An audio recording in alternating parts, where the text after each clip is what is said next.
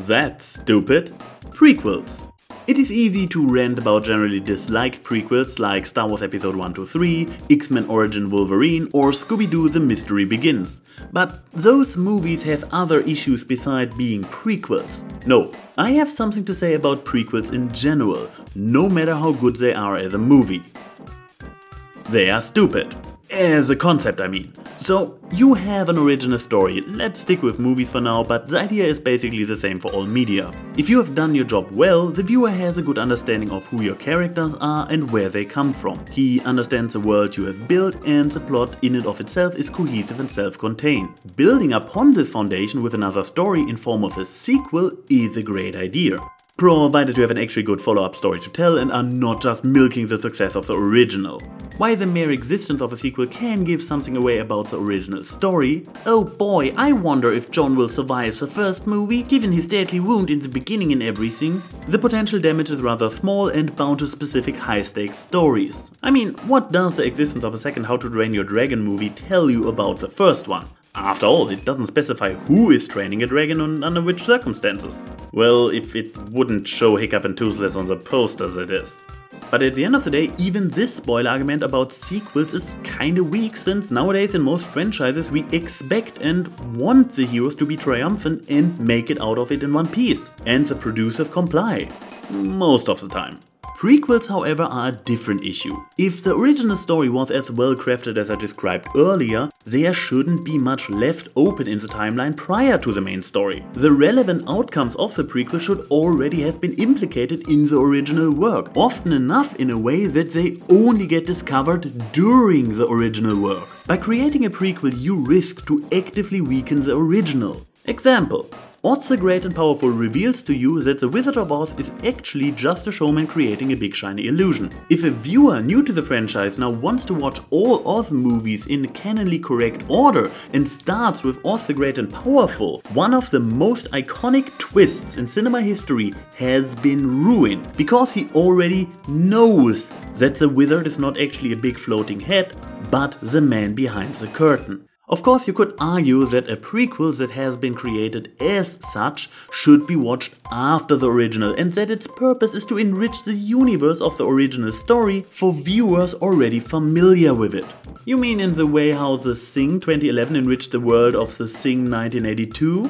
Seriously, all the 2011 movie added was a long drawn out explanation for this one scene in the opening with the helicopter chasing the dog. It did literally nothing to enrich the story of The Thing except visualizing the backstory we already learned about in the original movie. You even know that basically everybody has to die in the 2011 movie, since the original showed that the research station from the prequel has been destroyed with no survivors.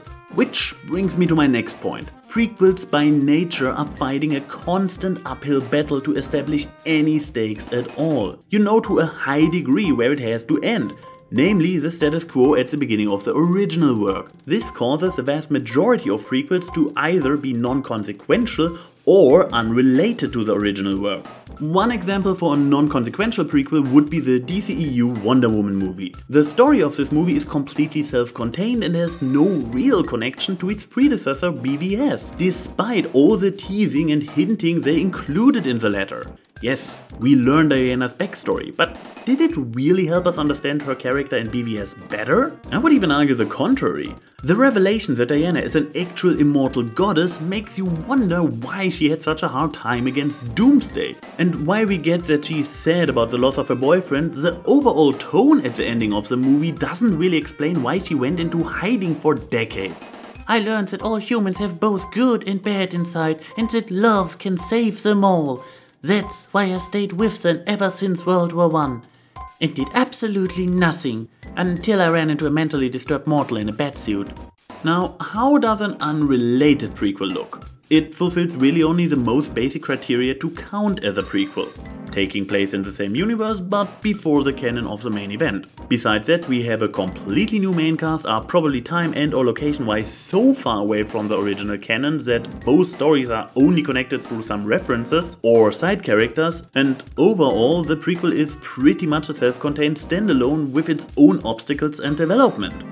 I mean, did you know that banning magical creatures was a big issue in the American wizard community before watching this movie? And you know what? I say magical beasts turned out better due to it.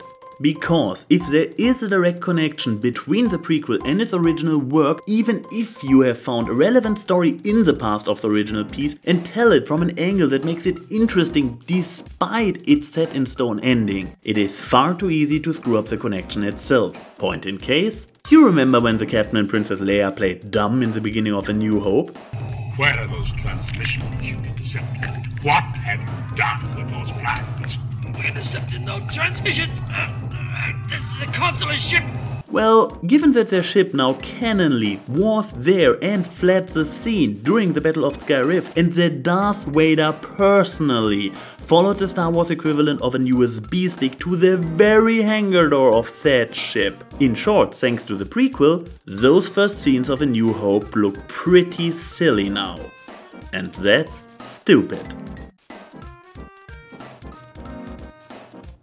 Huh? I made a video related to gender politics and I'm still alive. Not just that, it is actually my most liked and viewed That Stupid video so far. Also, shout out to all my fellow Austin fans who recognized my The Science reference in the last video. Now, I want to hear what you guys think about prequels.